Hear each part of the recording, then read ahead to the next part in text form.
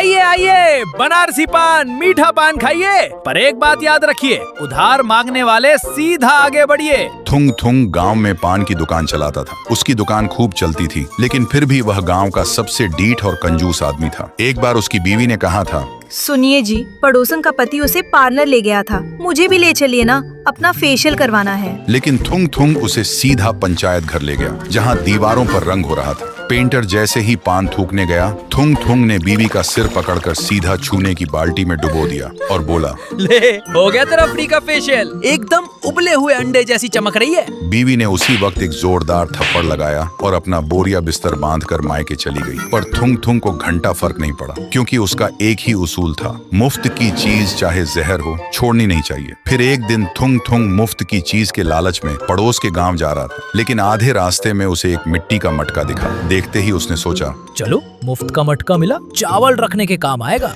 लेकिन जैसे ही उसने मटके को छूना चाहा, अचानक मटका खड़ा हो गया और उस पर हाथ पैर, मुंह और आंखें बन गईं और एक खोखली आवाज में बोला, मैं मटका भूत हूँ, तूने मुझे छूने की कैसे सोची? अब मैं तेरा सारा खून पी जाऊंगा। लेकिन थुंग थुंग डरने की बजाय उसे अपने कंधे पर बिठाया और चलते हुए बोला, अरे पी लेना भाई, पर पहले घर तो चल, बाहर बहुत धूप है।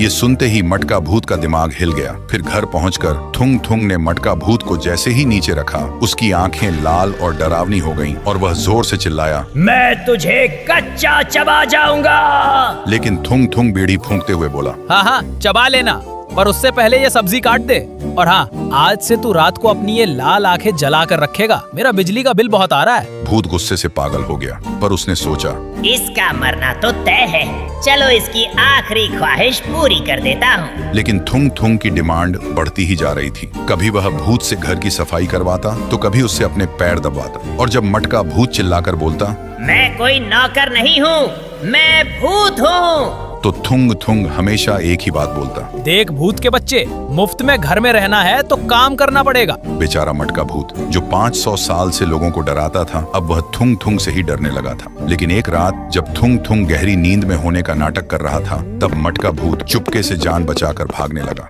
पर थुंग थुंग ने उठकर जब खिड़की से उसे भागते हुए देखा, तो उसकी खुशी का ठिकाना नहीं था, क्योंकि असल में अंदर ही अंदर थुंग थुंग की फटी हुई थी। उसे उसी दिन समझ आ गया था कि उसकी यह कंजूसी और मुफ्त की आदत आखिरकार उसे मौत के मुंह में ले आई है। इसलिए डरने की बजाय उसने भूत के सामने न डरने का नाटक किया, ताकि भूत परेशान होकर खुद ही भाग जाए। और उस दिन के बाद से थुंग थुंग बिल्कुल सुधर चुका था। वह अपनी बीवी को वापस घर ले आया और अब उसका एक ही उसूल था, मुफ्त की चीज चाहे सोना ही क्यों ना हो, उसे हाथ नहीं लगाना चाहिए।